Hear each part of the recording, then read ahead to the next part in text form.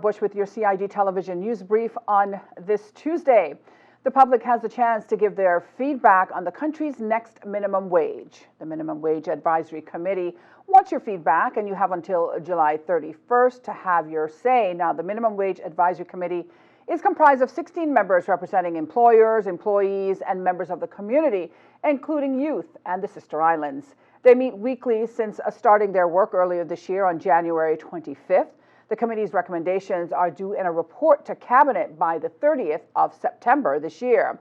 Now, you can share your thoughts and concerns by completing that survey on surveymonkey.com/R/MWAC, the number 23.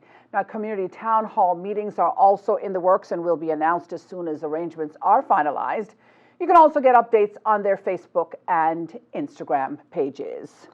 Great news for parents of toddlers from East End and North Side. The Ministry of Education and Department of Education Services announced that a nursery will open at the East End Primary School at the start of the new school year.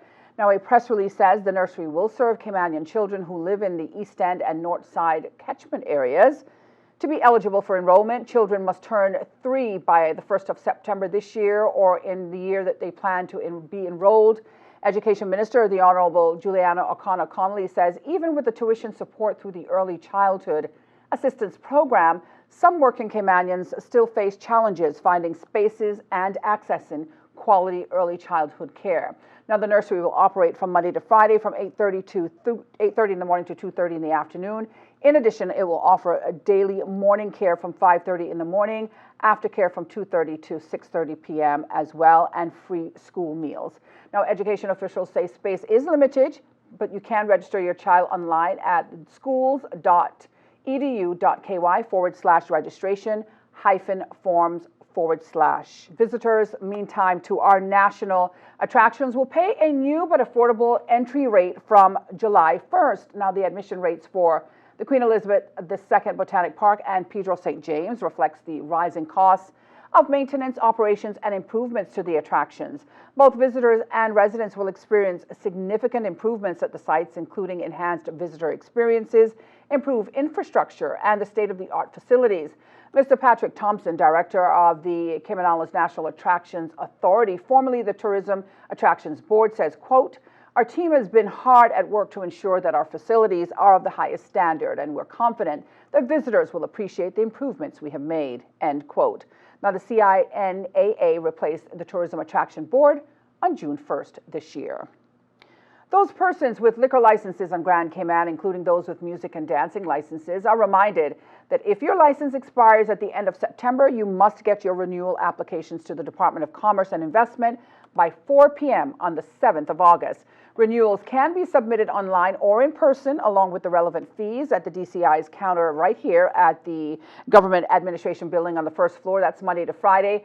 Applications will not be accepted via email. Now, for answers to your most pressing questions regarding your liquor licenses, you can send an email to info@dci.ky, or you can give them a call on 244-6678. All right, it's time now to have a look at our weather forecast. Tropical wave, a tropical wave that is, moving over the Western Caribbean will support isolated showers across our area today. Tonight, we can expect partly cloudy skies with a low 20% chance of showers. Seas will be slight with wave heights of 1 to 3 feet. The outlook is for similar weather conditions through to Thursday morning. And that brings us to the end of today's news brief here on CIG Television. I'm Donna Bush. Have a great night.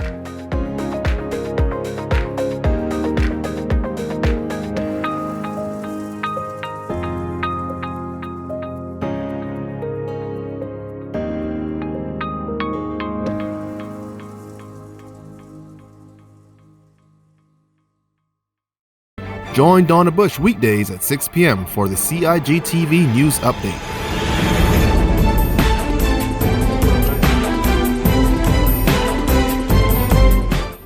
Get the latest on what's happening in government on a daily basis. News Update first at 6 p.m.